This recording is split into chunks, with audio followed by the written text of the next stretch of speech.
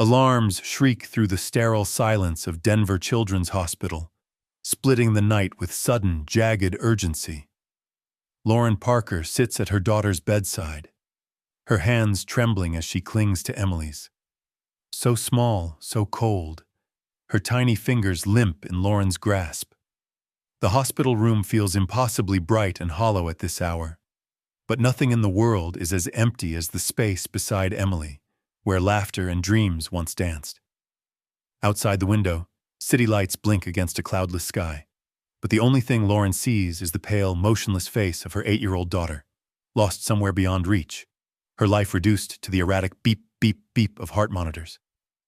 Mike Parker stands near the window, his back rigid, eyes fixed on the distant rooftops, fists jammed into his pockets, as if clenching them tight enough could keep him from falling apart. He doesn't dare look at Lauren. Not now. What could he possibly say? He'd promised to protect them both, and now he's helpless, watching as hope slips further away with every flicker of Emily's heartbeat.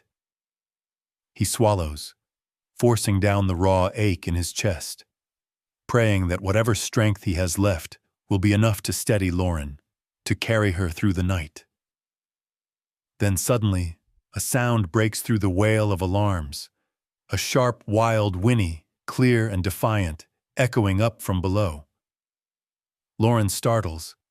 She turns her head toward the window, heart leaping into her throat, just as another urgent whinny slices through the night air. Copper. Down below, on the dew-silvered grass beneath the children's wing, Copper, a sturdy brown Mustang with a wild streak in his mane, rears up on his hind legs, hooves pawing at the darkness. Nurses and orderlies try to pull him away from the building, but he jerks free, tossing his head, eyes wide with panic and stubborn devotion. He plants himself directly beneath Emily's window, nostrils flaring as he calls for her, refusing to be led off.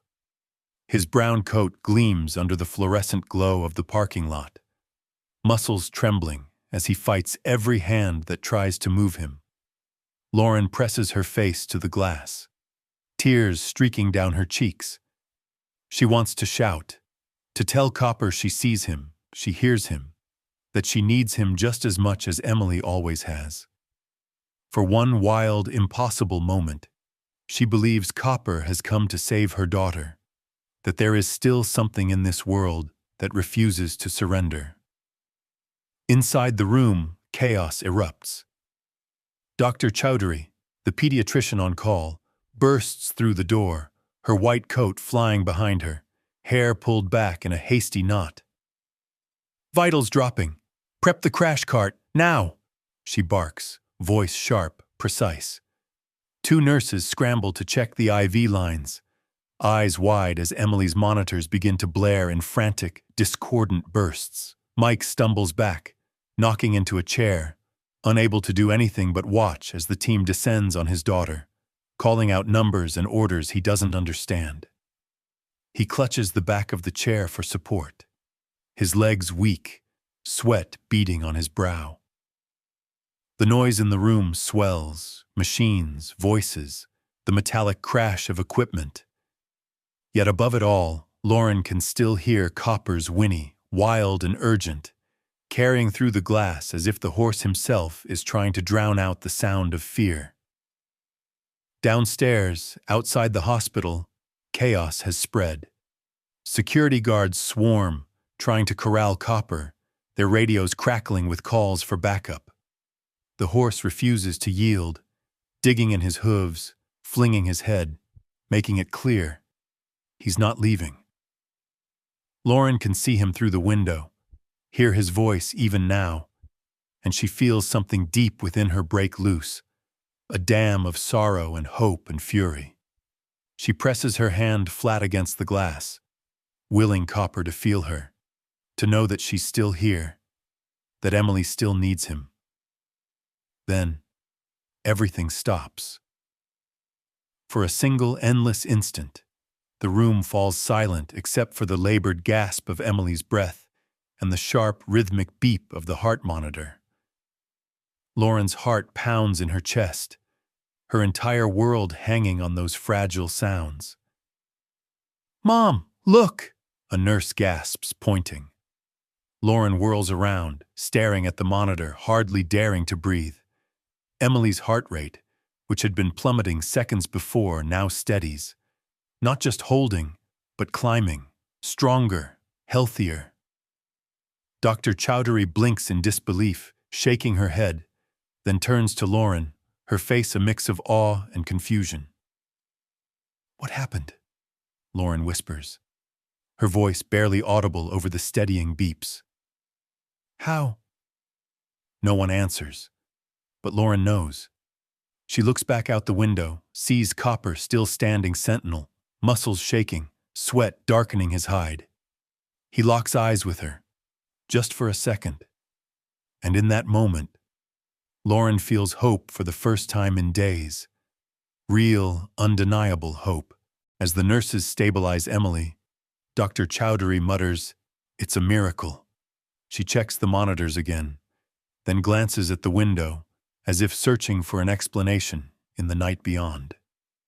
But the answer, Lauren knows, is standing right outside, whinnying for Emily, refusing to leave. Copper isn't just a horse. He's family. He's hope. He's the lifeline they didn't know they needed until this very moment. As midnight deepens, Copper breaks free from the last of the security team and charges straight to the emergency entrance, scattering guards in his wake. He plants himself by the doors, refusing to budge, his gaze never leaving Emily's window. Inside, Lauren and Mike stand together, hands entwined, watching the impossible unfold. The hospital is a world of fear and uncertainty tonight, but out there, a Mustang's loyalty shines brighter than any city light. And in room 312, hope returns, on 4 determined hooves, carrying a family's prayers through the darkness. The sun still hides below the Denver horizon, but inside the hospital, a battle of wills is already raging. Security guards huddle at the front entrance, uncertain what to do with the horse who refuses to yield. Copper stands just outside, sides heaving, eyes locked on the 3rd-floor window where Emily lies. Nurses whisper in the hallway, trading glances that say, "Is this really happening?" Even the custodians pause, mops forgotten, to watch the unfolding standoff. The hospital, usually so rigid and rule-bound, has been thrown into a state of disbelief by a brown Mustang who simply will not be moved. Mike's voice breaks the tension in room 312. "This isn't possible.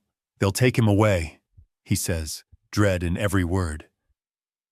Lauren moves to the window, trembling, her own fear threatening to spill over. Below, she sees a security guard approach Copper, waving his arms, trying to coax him back toward the street. Copper lowers his head, eyes following Lauren through the glass. Every muscle in his body is tight, as if he's holding the world's worry inside his ribcage. Without thinking, Lauren cracks the window open. The chill morning air floods in, sharp with the scent of rain and asphalt. "Please, just let him stay," Lauren calls down to the staff gathered below. "He's all she has. Please." For a heartbeat, nobody moves. Then, as if Copper understands her words, he gently lowers his head, pressing his nose close to the hospital's cold, reflective glass. Lauren stretches out her arm, reaching through empty space, wishing she could touch him, wishing she could pull hope through the air and wrap it around her daughter. Tears sting her eyes. In that instant, something shifts in the room, the tension thick, the hope fragile but real. Behind her, Emily's monitor blips steadily, a soft, regular rhythm. One of the nurses leans in, her voice a trembling whisper. "Look at that. Her heart rate's up. That hasn't happened in days." Lauren turns, not daring to believe. She studies the numbers on the monitor, her hands shaking so badly she almost drops Emily's limp fingers. But the nurse is right. Emily's vitals, flat and fading just an hour ago, now move with purpose. Her heart beats stronger, more determined. A faint flush colors Emily's cheeks, the first sign of life Lauren has seen since that terrible night. In the hallway, Mike slumps to the ground, his back against the cinder block wall. His breath comes in ragged bursts. He buries his face in his hands, shoulders shaking. "Oh God," he mutters, barely more than a rasp.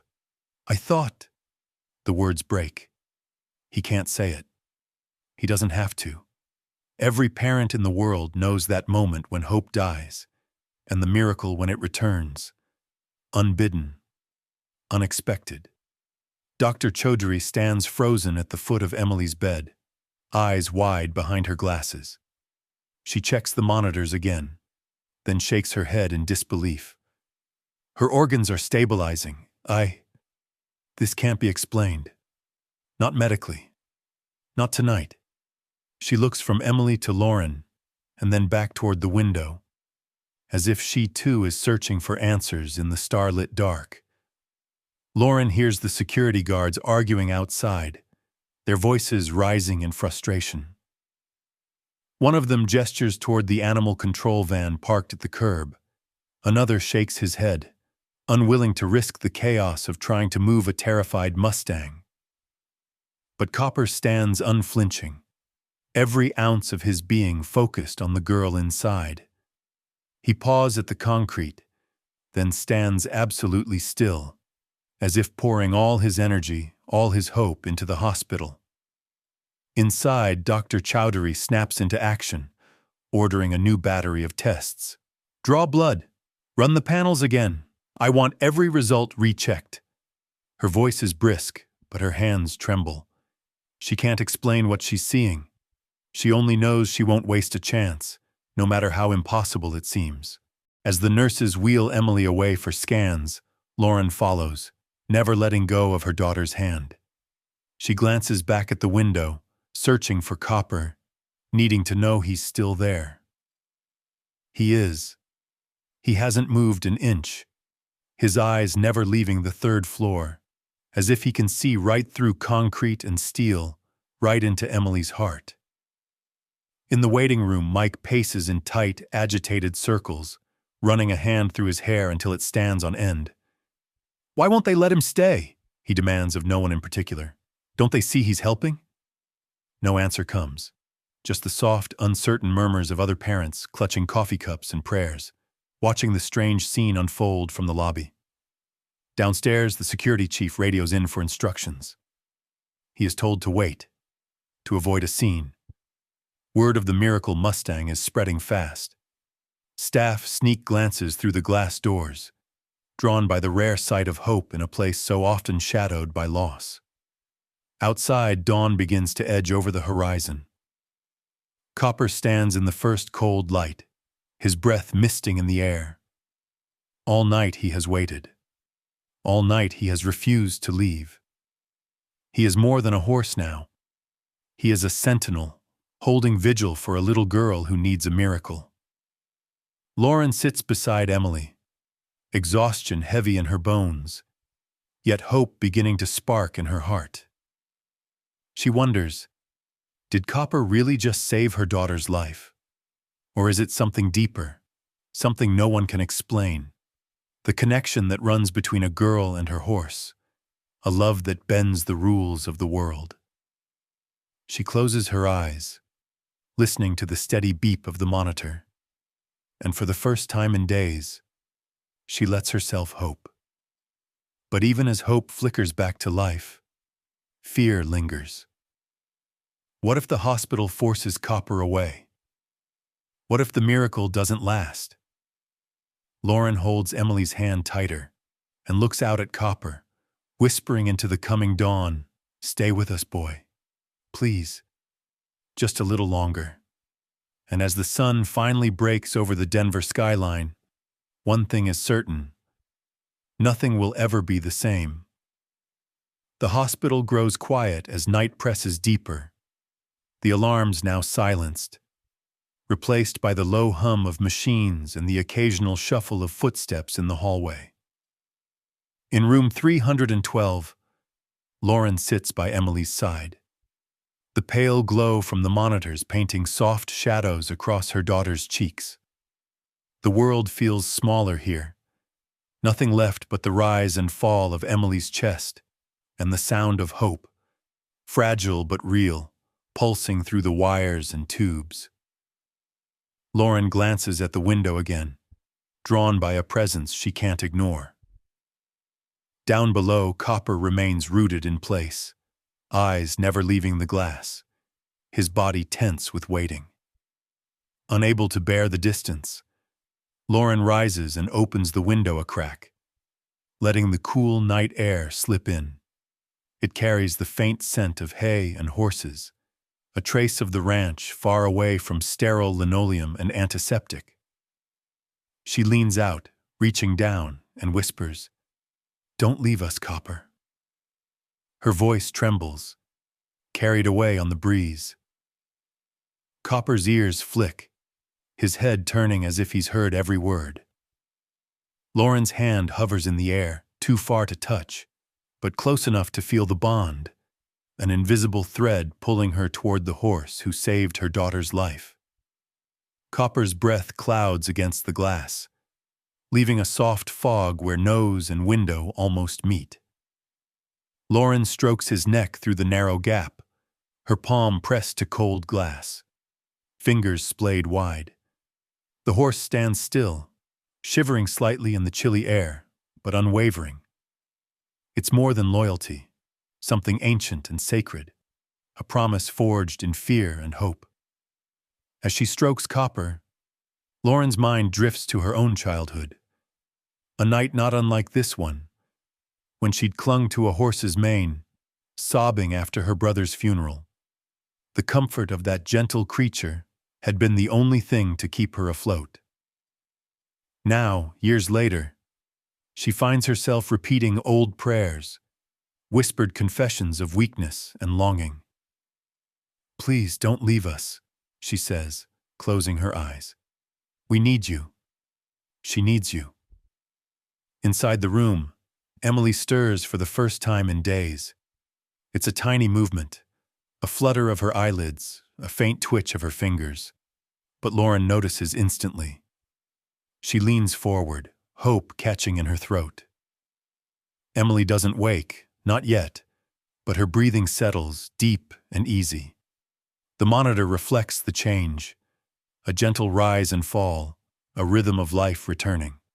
Copper's breath continues to mist the glass, a silent lullaby that seems to cradle Emily as she slips into the first peaceful sleep she's had in weeks. Mike paces outside the room, exhaustion etched into every line of his face. He can't rest, can't let himself believe this might be real. He pulls out his phone, searching desperate keywords: horses healing humans, miracle animal recoveries, equine therapy children. The stories he finds are mixed. Old wives' tales, a handful of medical studies, wild anecdotes. Still, the threads of hope run through them all. Horses who stood by sick children, whose presence seemed to ease pain or fear, whose love crossed the gap between human and animal. He reads about therapy programs in remote hospitals, about children with autism or trauma finding their voices beside a horse. He reads about ancient legends, how warriors believed horses could sense when a comrade was close to death, how some cultures believed a horse's spirit could carry a loved one back to life. Mike wants to dismiss it, to cling to science, to logic. But tonight, in the stillness of the hospital, even logic feels fragile. He looks out the window at Copper, standing guard, and wonders, what if there's truth behind these old stories? What if faith, in whatever form, is just another kind of medicine? As hours creep by, the hospital's chaos subsides. The hall's empty, the buzz of staff replaced by the muted pulse of midnight.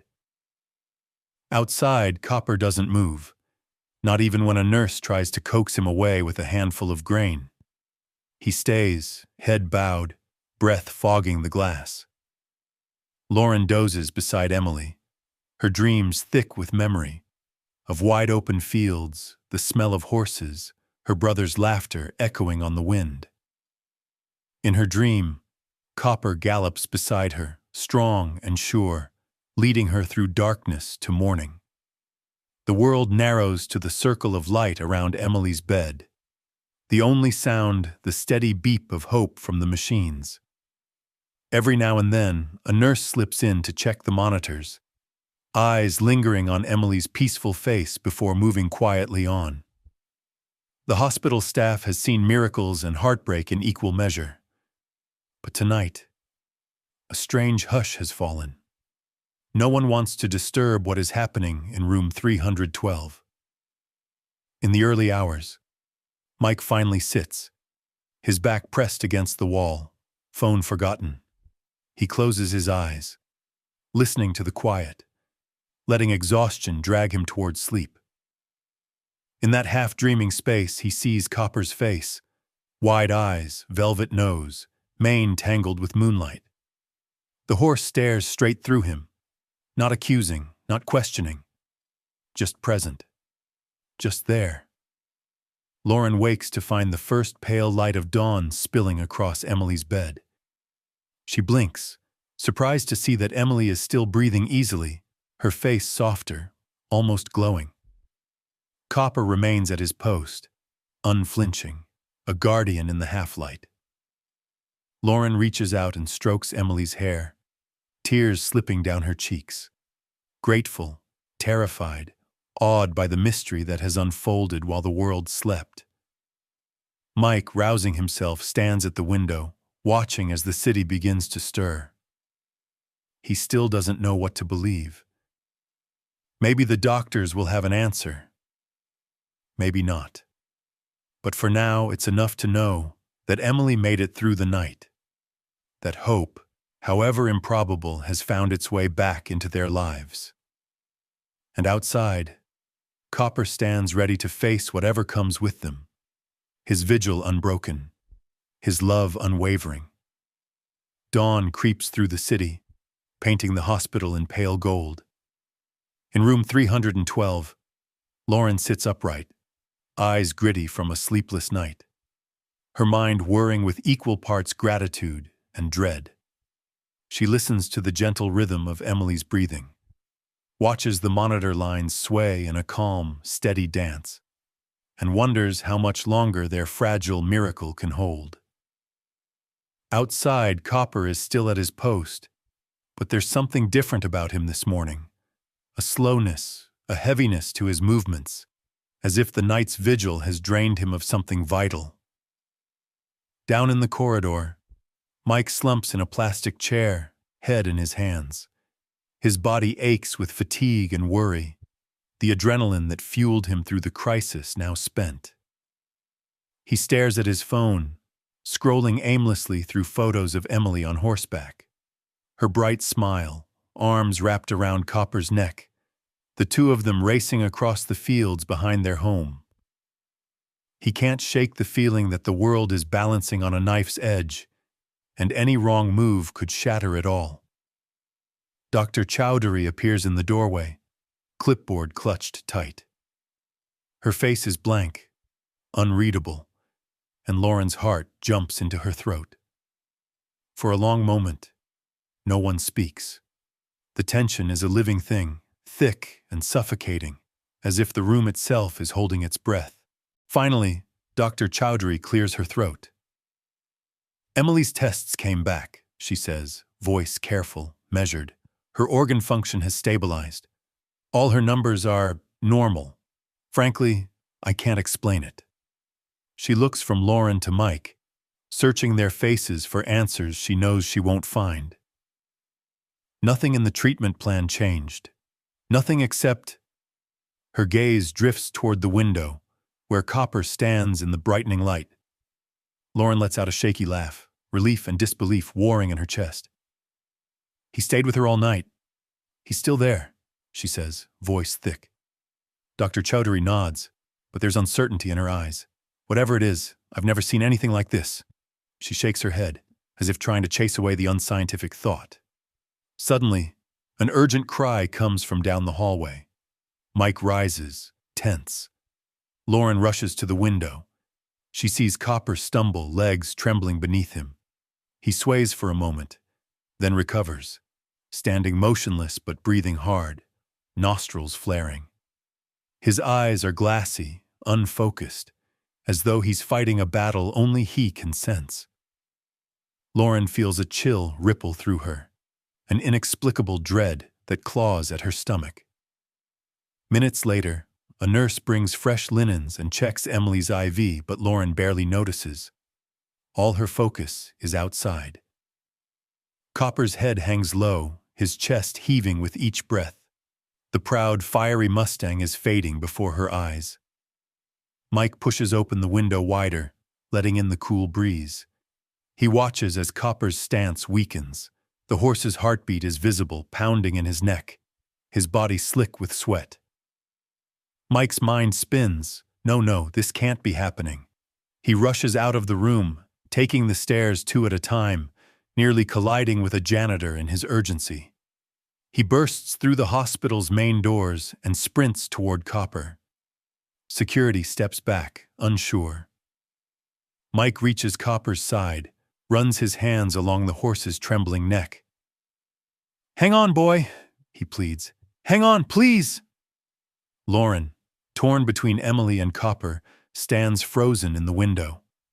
She sees Mike hugging Copper, burying his face in the horse's mane. Downstairs, Dr. Chowdhury appears beside Mike, her concern now extending to Copper. She checks his gums, feels his pulse, and glances up at Lauren. "He's showing the same symptoms Emily did," she says, voice strained. Lethargy, rapid heartbeat, glazed eyes. It hits Lauren all at once, the answer blooming in her chest like a revelation. "He's giving her his strength," she whispers. The words taste like hope and terror all at once. Is such a thing possible? Has Copper been pouring his very life into Emily, piece by piece? Inside, Emily stirs, her cheeks flushed, a warmth returning to her skin. She mumbles something. Lauren leans in, hears the faintest whisper, "Copper." Mike looks up, desperate. "What do we do?" he calls to Dr. Chowdhury. The doctor shakes her head, at a loss. "Medically, there's nothing I can do for a horse, and yet—" She trails off, glancing at Lauren, who is sobbing openly now. The impossible decision closes in around them. Save Emily and risk losing Copper. Try to send the horse away and hope the miracle lasts. Lauren clutches her daughter's hand, her mind a storm of love and guilt. She remembers how Copper came to them, wild and wounded, and how Emily tamed him with nothing but patience and kindness. She remembers every night Emily spent at his side, brushing his mane, telling him her secrets. They are bound by something deeper than logic, a loyalty that transcends words. Mike, alone in the hallway after returning inside, slumps against the wall and lets himself break. For the first time since Emily's collapse, he lets the tears come. "I can't lose you both," he says, voice cracking. "Not both of you." Lauren kneels by Emily, smoothing her hair, whispering promises she isn't sure she can keep. She glances outside again. Copper's eyes are closed, his body trembling, but he stands, unmoving, unyielding, as if he's willing to give everything for the girl he loves. The hospital feels suspended between hope and grief, everyone waiting for a sign. Nurses glance out the window. Security paces restlessly.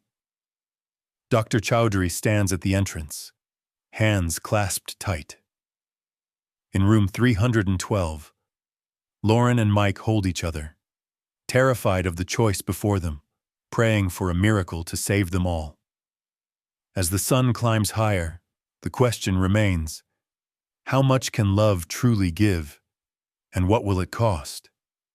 Morning stretches across Denver Children's Hospital, painting the walls of room 312 in pale yellow. Emily sleeps soundly, her breath even, her cheeks finely warm with life. But beneath the fragile peace, tension coils. Lauren stands at the window, eyes on Copper below, her heart torn in two. Mike leans against the wall, arms folded tight, every muscle in his body drawn taut with worry.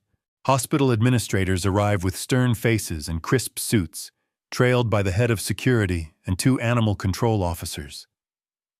"This can't go on," one of them insists, voice echoing off the sterile tile. "That horse poses a safety risk. We have to remove him, now." Lauren spins, panic rising. "You can't. He's the reason she's still alive. Look at her. He hasn't left her side, not once.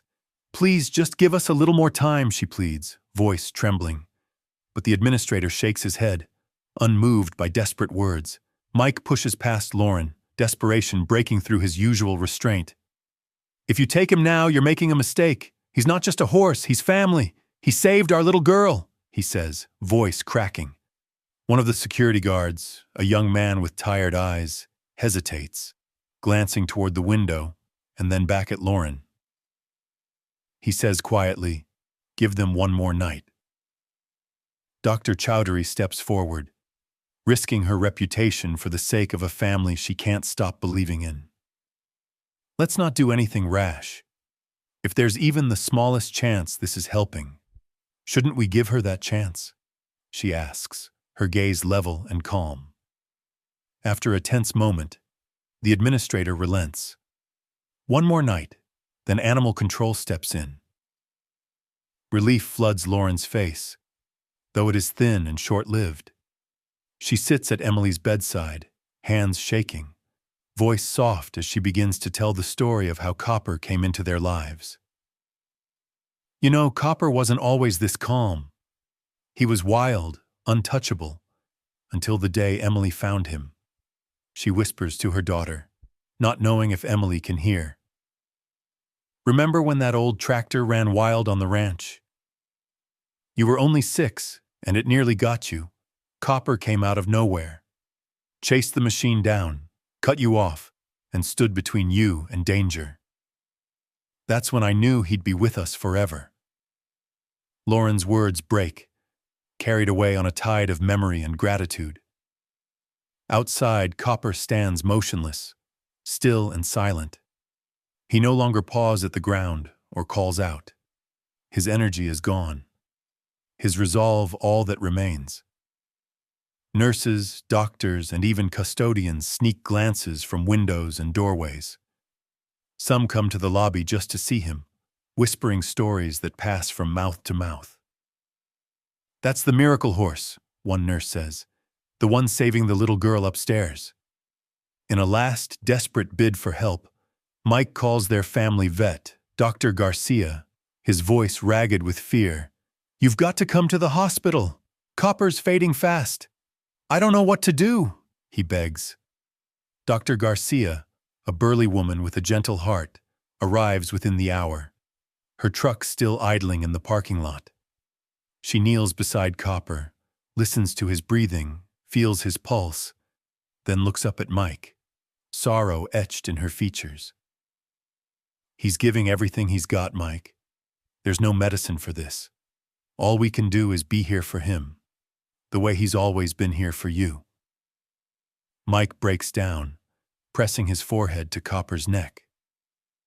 "Thank you, buddy, for loving her, for saving her," he murmurs, tears falling fast and hot. Inside, Lauren's fear sharpens into clarity. She and Mike sit together, holding hands, voices joined in quiet resolve. "If we lose Copper, he'll know he's our hero," Lauren whispers. "He gave her back to us. That's more than anyone could ever ask." As afternoon turns to dusk, hospital staff trickle into the parking lot, drawn by the story that has swept through the hospital. Someone places a folding chair near Copper, drapes a saddle blanket over his back, embroidered with the word hope. A few neighbors from the Parkers' ranch arrive, bringing coffee, flowers, and words of encouragement. A nurse offers a carrot. Copper barely nibbles it, his eyes tired but gentle. Lauren writes a letter for Emily to read if she wakes, a letter full of memories and gratitude, describing Copper's bravery and love. She tucks it into Emily's hand, a promise that whatever happens, her daughter will know she was cherished, that miracles sometimes have 4 legs and a wild mane. Mike stands with Dr. Garcia and Dr. Chowdhury, watching the sun sink behind the city. "We have to be ready," Dr. Garcia says quietly. "He may not make it through the night." Lauren kneels by Emily, tears spilling down her cheeks as she watches the monitors and the window, caught between hope and heartbreak. She wishes she could split herself in 2, one half for her child, the other for the horse who became a lifeline in their darkest hour. As night settles, the Parkers brace themselves for heartbreak, their love for Copper threaded through every whispered prayer and silent tear. They do not know what dawn will bring, only that they will face it together, come what may. And outside, beneath the glow of hospital lights and the watchful eyes of a community holding vigil, Copper stands, silent, steadfast, a hero without words, giving everything for the girl he loves. Night returns to Denver Children's Hospital, wrapping the city in a hush broken only by the soft hum of passing cars and the faint beeping of machines inside. Word of the miracle horse has swept through the building, reaching beyond the pediatric ward to every corner of the hospital and beyond. By dusk, Copper stands statue still beneath Emily's window, no longer eating, every ounce of his spirit poured into his vigil. The Parkers know time is running out. The first flicker of candlelight appears just after dark. A nurse, still in scrubs, steps outside and places a glass jar with a lit candle beside Copper. Moments later, another follows, and then another. Hospital staff, ranchers from the community, even strangers who've heard the story online. Within an hour, dozens of candles form a glowing circle around Copper, their flames reflecting in his tired, gentle eyes. Neighbors who once waved to the Parkers from across dusty fields now stand shoulder to shoulder with doctors and nurses, drawn by the hope and heartbreak tangled in the air. Inside, Lauren sits at Emily's bedside, a blank sheet of paper in her lap. Her hand trembles as she begins to write a letter for Emily, words she's too afraid to speak aloud, words she prays her daughter will one day read. "My sweet girl, I want you to know about the love that saved you," she writes, tears smudging the ink. "Copper waited for you through the cold and fear, giving you every last piece of his strength. If you wake up, I want you to remember, you are never alone. You are loved beyond measure, by us and by him." Lauren folds the letter and tucks it under Emily's pillow, her heart breaking and mending all at once. In the parking lot, Mike stands at Copper's side, arms wrapped around the horse's thick neck.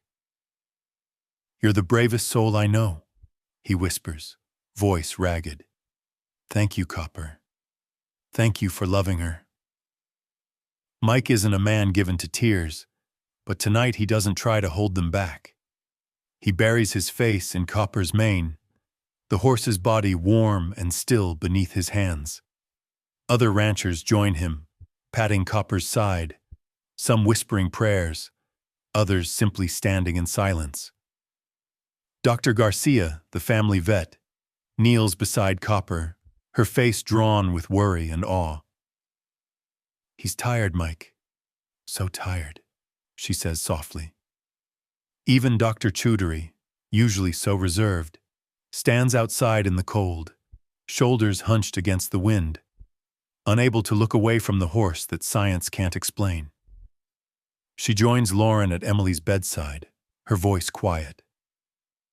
"I've never seen anything like this. There are things in this world we don't understand," she admits.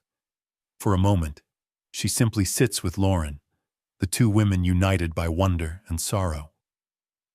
News cameras arrive, their crews careful not to intrude, filming from a respectful distance, Reporters share the story of the Mustang who refused to leave his little girl. Online, people across the country light virtual candles, sending prayers and messages of hope. Someone brings a saddle blanket, freshly embroidered with a single word: hope. They drape it over Copper's back, the bright letters shining in the glow of the candles. A local pastor leads a prayer, the crowd bowing their heads as his words rise into the night sky. Inside, the hospital feels changed. Staff tiptoe through the halls, pausing at every window to look out at Copper. Some leave cards and small tokens at the base of the window, drawings from children and notes from parents who know what it is to pray for a miracle. The nurses on the night shift gather at the end of the hallway, their eyes red from quiet tears, their hearts full of stories they'll carry home forever. Lauren tries to sleep, but the weight of the night presses down. She slips from Emily's room and walks the halls, drawn by the glow outside. Through the glass doors, she sees Mike and Copper, the candles, the people gathered in silence. She stands just inside, not wanting to disturb the peace, watching as her husband and their horse stand together against the darkness. She realizes in that moment that the miracle is not just in Emily's pulse or Copper's loyalty, but in the community that has come together around them, a circle of strangers bound by hope. She returns to Emily's room and sits by her daughter's side, reading the letter she wrote over and over.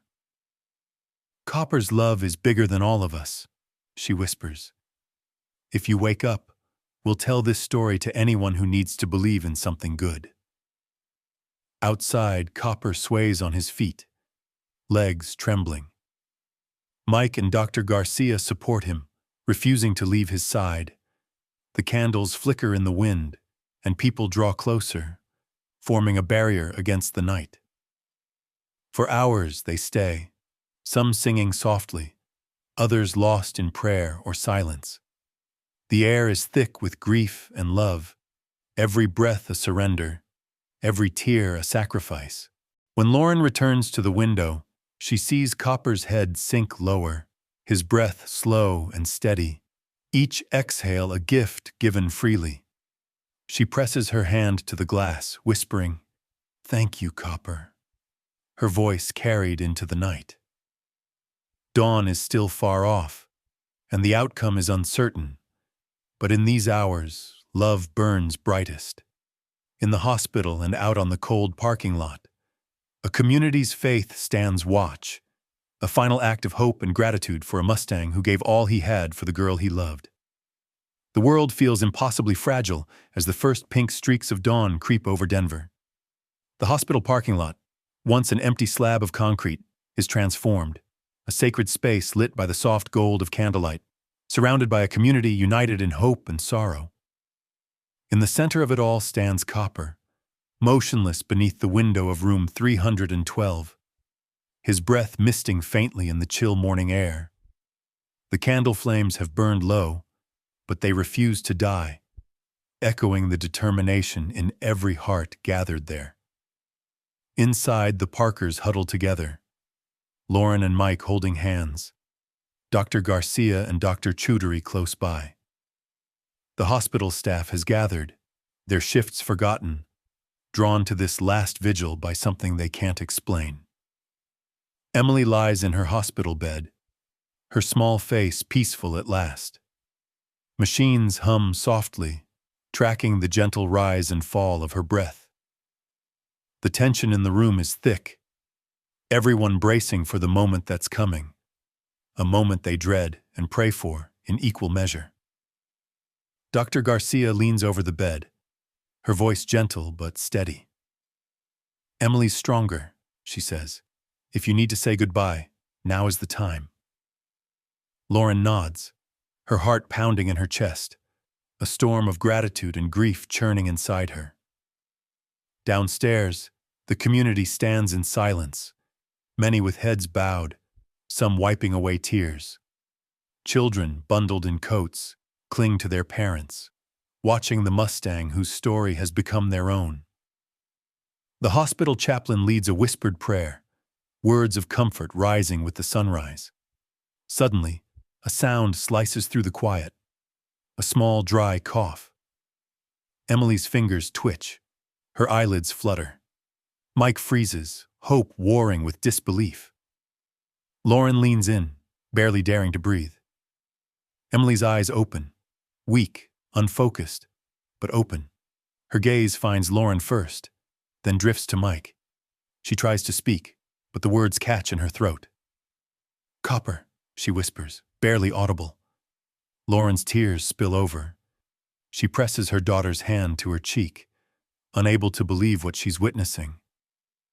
Dr. Choudhury quickly checks the monitors, her own hands shaking.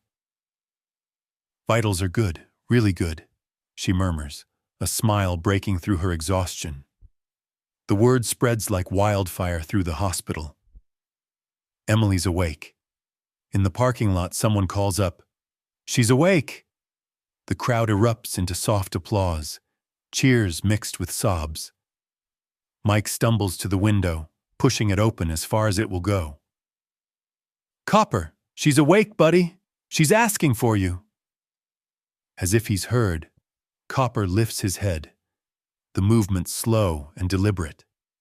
His ears prick forward, eyes focusing on the third-floor window. For a moment, the horse seems to gather the last remnants of his strength, drawing himself up with the dignity of a king. He takes a single step closer to the building, then stops, his breath fogging the glass as he gazes upward. Lauren helps Emily sit up, careful of the IV lines. Emily's voice is still weak, but her eyes are bright. "Copper, I want to see him," she whispers. Mike lifts Emily gently and carries her to the window. Lauren opens it wide, the cold air rushing in. The sound of the crowd rises, a low hum of encouragement and awe. Emily stretches out her hand, her fingers trembling. "Copper." Below, Copper senses her call. With every ounce of will he has left, he lifts his head and nickers softly. The sound is faint, but it carries, touching everyone who hears it.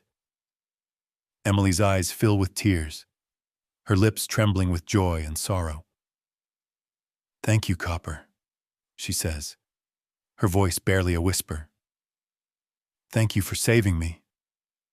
Copper moves closer, pressing his muzzle to the cold brick beneath the window. Emily's hand hovers just above, only inches away, separated by glass but connected by something stronger. Love, hope, a lifetime of memories. Lauren leans out, stroking Copper's mane, her own tears falling freely. Dr. Garcia and Dr. Choudhury exchange glances, both unable to explain what's happening, but unwilling to deny it. "Let him be with her," Dr. Garcia says softly. "He's earned that much." The hospital staff helps, and with careful teamwork, they move Emily's bed closer to the window. Mike supports his daughter as she reaches out once more, her fingertips brushing the glass. Copper nickers again, softer this time, his breaths growing shallower. Minutes stretch into forever. Emily talks to Copper, telling him stories of their adventures, of the fields they'll run in again, of the secrets she's whispered into his ear on long summer nights. The crowd below listens, rapt, witnessing something holy. As the sunrise breaks over the hospital, Copper lowers himself to the ground, legs folding beneath him. The crowd grows silent. Lauren gasps, pressing a hand to her mouth. Mike wraps his arms around Emily, holding her close as Copper lies down, his head still turned toward the window. Emily strokes the glass, whispering, "I love you, Copper. I love you so much." Copper's breathing slows, each inhale a struggle, each exhale a gift. He lifts his head once more, nickers softly and then, peacefully, his eyes close. He breathes out one last time and the world holds its breath. Emily, still touching the glass, lets her own eyes drift shut, slipping into a deep, healing sleep. The hospital is silent, save for the gentle hum of machines and the quiet weeping of those who bear witness to the love between a girl and her horse. As the first true rays of sunlight pour into room 312, Lauren kneels by her daughter's bed, overwhelmed by loss and gratitude. "He gave you everything," she whispers.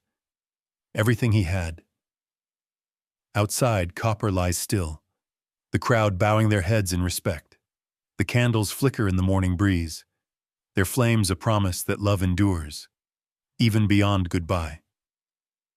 Sunrise finds Denver Children's Hospital quieter than it has been in days. The crowd outside disperses in slow, silent clusters. Neighbors, hospital staff, strangers who came on a prayer, all carrying the same mingled ache of sorrow and gratitude. They leave behind the saddle blanket, still embroidered with hope, draped gently over Copper's body. Hospital security stands by, their faces somber, unsure how to reconcile hospital rules with the sacred stillness of this morning. Inside, the mood is a fragile blend of heartbreak and awe. Lauren and Mike stay by Emily's side, holding her hands, neither able to find the words to describe all that has happened. The world has changed overnight. It's as if some new law of nature has been written, one where miracles and grief can live side by side. Lauren sits by Emily's bed, running her fingers gently through her daughter's hair, her eyes red but shining. The window is still cracked open, letting in the scent of dew and distant hayfields, a reminder of the life waiting for them beyond these walls. Emily wakes with the sun, her face soft and flushed, her eyes clearer than they have been in weeks. She blinks at the ceiling, then turns toward the window. "Copper," she whispers. The loss is immediate, a sharp ache that fills the room. Tears well in Lauren's eyes as she gathers Emily close, pressing a kiss to her brow. "Copper's not here now, sweetheart," Lauren says, her voice steady but gentle. "But he's with you. He always will be." Emily clings to her mother, shoulders shaking. She grieves in quiet, childlike sobs, her pain new and raw, but cradled in the certainty of love. Mike steps outside, needing space, and finds himself beneath the tree beside the hospital entrance, a place where Copper once stood so tall and unyielding. The world feels different now, washed clean by the night's vigil. He kneels in the cool grass, pulling from his pocket a sapling he'd brought from home, its roots wrapped in a wet cloth. With slow, deliberate hands, he plants the tree in Copper's memory, pressing the soil down and patting it firm. As he works, nurses, doctors, and ranch hands gather quietly around him. Emily, supported by Lauren, arrives in a wheelchair, her legs still weak, but her spirit blazing bright. Emily holds Copper's halter in her lap, the leather smooth and worn from years of devotion. With a trembling hand, she drapes it over a branch of the young tree. "So Copper can always run here," she says, her voice small but steady. The simple act feels like a blessing. Those gathered join in a moment of silence, the only sound the soft rustle of leaves in the morning breeze. Inside, the hospital is transformed. Dr. Choudhury, moved by what she's witnessed, invites Lauren to speak to the hospital board. She wants them to hear Copper's story, the miracle no one can explain, the hope that drew a community together, the love that helped heal a child. Lauren stands before a panel of administrators, her hands trembling, her voice strong. "We are here because of a horse's love," she says, "because of a loyalty that medicine alone couldn't provide. Copper didn't just save Emily's life. He showed us how to fight for hope, even when there's no reason left to hope at all." The board members listen, silent and reverent. One by one, hospital staff add their voices. Nurses who watched the monitors, doctors who saw the impossible recovery. In the end, Dr. Chowdhury proposes a new tradition for the hospital, an annual Day of Hope, honoring the bonds that give patients the strength to heal, however mysterious those bonds may be. Back in her room, Emily recovers with astonishing speed. Each day she grows stronger, her laughter returning, her eyes brighter.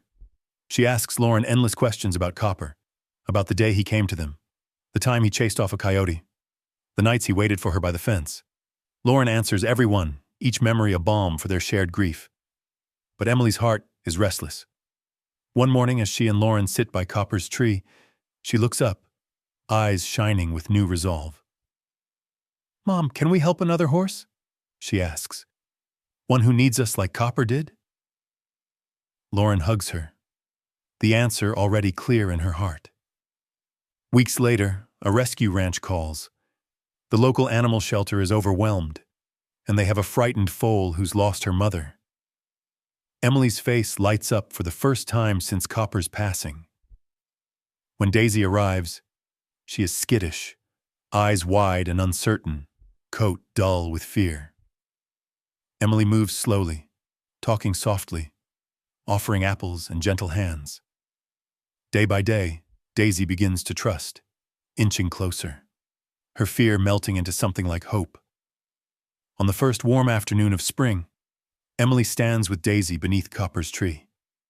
She runs her hand along Daisy's neck and looks up at the sky, the sun shining through the branches. "Copper, I think you'd like her," she whispers. "I think you'd be proud." For a moment, Lauren swears she sees Copper's spirit, strong and wild, galloping in the clouds. At the hospital, staff and patients pass by Copper's tree, pausing to read the small brass plaque. "In honor of Copper, the horse who taught us to hope." The memory lingers not just in the Parker family, but in the hearts of everyone who witnessed his final gift. Through their loss, the Parkers find new purpose. Emily, once frail and frightened, now helps at the rescue ranch, her laughter echoing through the fields. Lauren and Mike volunteer, sharing Copper's story, reminding others that healing comes in many forms, and sometimes the greatest miracles begin with love that refuses to let go. Months slip by, seasons turning the city from spring's pale green to the golden blaze of summer. Denver Children's Hospital is no longer shadowed by whispers of fear. Instead, hope lingers in its halls, quietly contagious. Copper's tree grows stronger every day, its leaves shining bright against the hospital wall. Beneath it, Emily Parker often sits, Daisy at her side, the foal's once scrawny frame filling out, her coat glossy in the sunlight.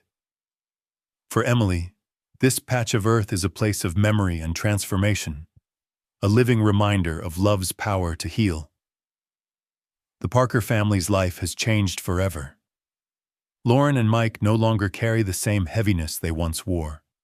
Sorrow lives with them, yes, but so does gratitude. They are often found at the local rescue ranch, lending their hands and their hearts. Emily, fully recovered, is the youngest volunteer, her gentle way with animals making her a favorite among the foals. Daisy clings to her side, shy but growing braver every day. Watching their daughter smile and run, Mike squeezes Lauren's hand, awed by the distance they've traveled together. Emily's bond with Daisy echoes the one she shared with Copper, but it is something new too, a healing built from loss and resilience. When frightened horses arrive, Emily is the first to greet them. She whispers softly, offering bits of apple and patient smiles, just as she did with Daisy. "It's okay," she tells them, her voice a blend of comfort and certainty. "You're safe now." Sometimes, late at night, Lauren catches Emily outside under the stars, talking to Copper as if he were still standing nearby. "I miss you," she'll say, Thank you for teaching me how to be brave. On weekends, Lauren and Emily visit the hospital, bringing Daisy for the children to meet. The staff welcomes them as family. For many patients, Daisy is a symbol of recovery, of fear overcome and new beginnings. Children gather around, stroking Daisy's soft nose, listening wide-eyed as Emily tells the story of the horse who would not give up. "Copper saved me," she explains, "and now I get to help Daisy, just like he helped me." For parents, Lauren shares her story, reminding them that miracles sometimes arrive on four legs and with a wild mane, that hope is stubborn and love can outlast the darkest night. Lauren is often asked to speak at hospital events, her words carrying the weight of truth born from suffering and survival. She stands before crowded rooms, medical boards, parent support groups, charity galas, always a little nervous, always resolute. "We all want answers," she tells them, "but some things can't be measured or explained." Copper's love healed more than just Emily's body. He healed our hearts, and he drew a community together. He reminded us that the greatest strength is showing up for someone when they need you most. Mike, once the skeptic, is now the hospital's biggest champion of animal therapy. He helps launch a fundraiser, working with staff to start a small equine therapy program at Denver Children's. He speaks to business leaders, writes to donors, even learns how to give interviews on local radio. "I thought miracles were for other people," he admits, "until I saw what love could do, until I saw my daughter come back to life." Their story spreads far beyond Denver. Reporters write features about Copper, about Emily's recovery, about the community's candle-lit vigil and the foal who found a home. Letters pour in from families across the country, some sharing their own stories of animals who brought hope, others simply saying thank you. A mother in Iowa writes, "You made me believe again." A little boy in Texas sends a drawing of Copper with wings. The Parkers answer every letter, their kitchen table stacked with envelopes and hand-drawn pictures. But perhaps the greatest lesson of all comes not from speeches or news stories, but from quiet moments at the rescue ranch, beneath the Colorado sky. On one golden afternoon, Emily comforts a new foal, trembling in the corner of the paddock. "I know you're scared," she murmurs. "I was scared too. But you're not alone. Not ever." The foal inches closer, drawn by trust and the promise of kindness. Lauren watches, her heart full. She thinks of all they have survived, how fear once ruled their days, how love brought them through. She understands now that healing is more than medicine. It is a circle, an endless exchange of hope, kindness, and presence. Copper's gift was more than a single act of bravery. It was the courage to love without limit, to risk heartbreak for the chance to heal another. That summer, the rescue ranch hosts a special event, Copper's Day, a gathering for families whose children have found hope through animals. Lauren shares Copper's story once more, standing with Emily, Mike, and Daisy beside her. She looks out over the crowd and sees faces alight with possibility.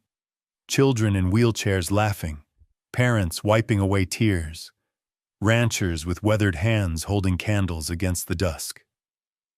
As the sun sets, Lauren's voice carries across the field. "The lesson we learned is simple," she says. "Unconditional love, whether from a person or a horse, can heal wounds we can't always see. Copper taught us that the strongest families are built not by blood alone, but by loyalty, courage, and acts of kindness, even when it hurts." A hush falls over the crowd. In that silence, everyone feels it. The power of presence, the ripple of hope, the unspoken promise that none of us are alone. Beneath Copper's tree, Emily wraps her arms around Daisy, her eyes shining with gratitude. Lauren and Mike stand together, knowing that what Copper gave them will outlast any sorrow. His legacy is alive, in every act of love, every heart that dares to hope again. Late summer brings a new energy to Denver.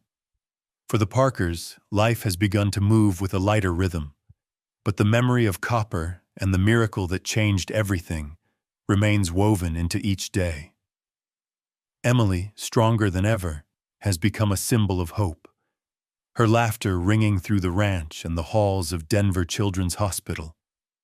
She no longer walks the edge between sickness and health, but runs and rides and lives with a new fierceness, her scars reminders not of pain, but of survival.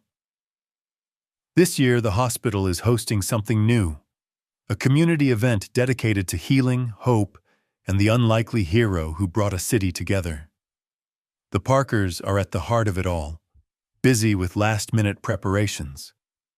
Lauren sets out bouquets of wildflowers on the folding tables arranged under Copper's tree.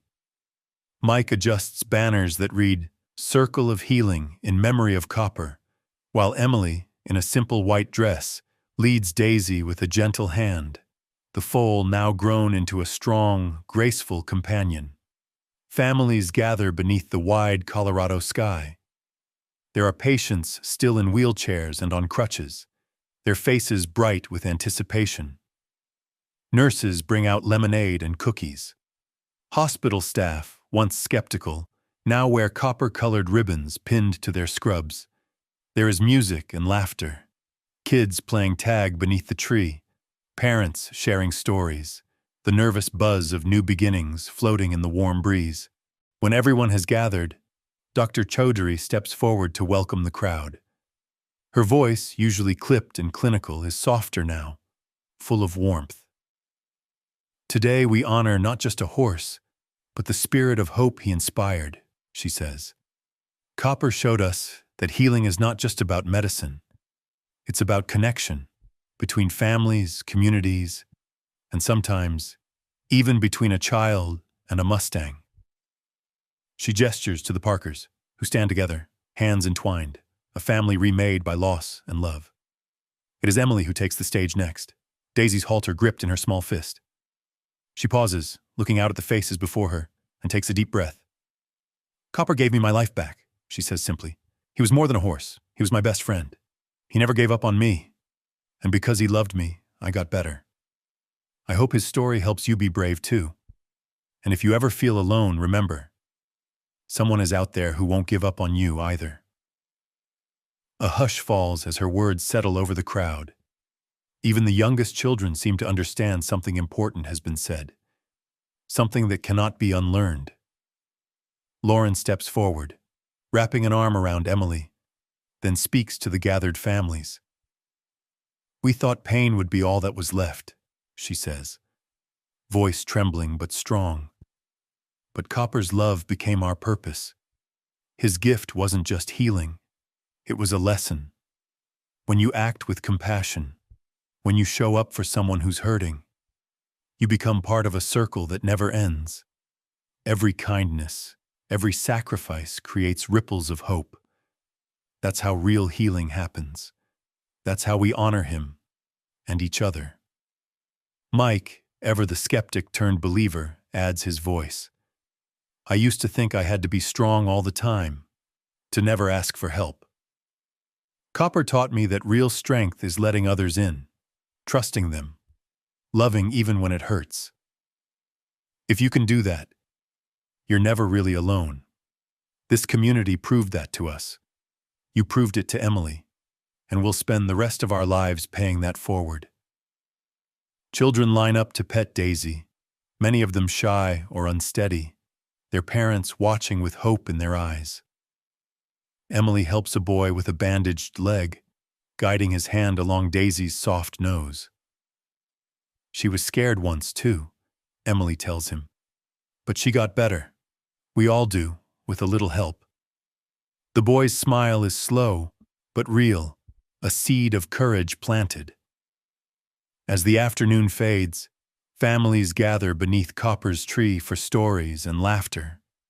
The branches above them are hung with ribbons, each one tied by someone who has faced hardship, each one a silent promise to keep loving, to keep hoping. Lauren and Mike circulate among the guests, offering comfort where it's needed, sharing Copper's story again and again. For the Parkers, this is more than a memorial.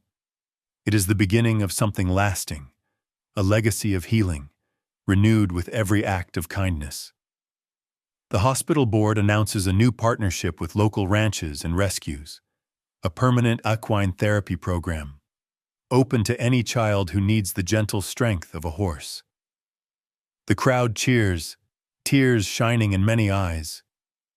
Dr. Chowdhury reads aloud the official dedication, "To Copper, whose loyalty and love showed us that the bravest hearts heal not just the body, but the spirit. May his memory live on in every act of compassion, every circle of healing." As dusk falls, Emily and Daisy walk to the tree one last time. The sun sets behind them, streaking the sky with gold and rose. Emily climbs onto Daisy's back, guided by Lauren and Mike. She sits tall, her hair haloed by the last light of day. "Thank you, Copper," she whispers into the wind, "for saving me, for showing us how to love." The community watches as Emily rides Daisy in a slow, peaceful circle around the tree. The moment feels both an ending and a beginning. Grief transformed into purpose, love multiplied and set free. In the distance, ranchers tip their hats, children wave, parents hold each other tight. The Parkers know that Copper's story is no longer just theirs. It belongs to every soul touched by his sacrifice. As the last light fades, Lauren hugs her family, feeling the pain of loss dissolve into something new, a purpose that shines as fiercely as hope. She faces the crowd, her voice clear, her heart open. "Copper showed us that loving bravely is life's real miracle. If you want to honor him, open your heart, help the vulnerable, stand by someone who needs you. You might just save each other." The crowd responds with quiet applause, but it is the smiles, the tears, the hugs that matter most. In that closing moment, beneath the wide Colorado sky, the circle of healing is unbroken. Copper's memory living on in every kind word, every helping hand, every child who dares to hope again. And as dusk settles on the ranch and the hospital grounds, Emily rides Daisy beneath Copper's tree, the sunset glowing behind them, a living legacy of love and healing for all who watch, a story that will never truly end.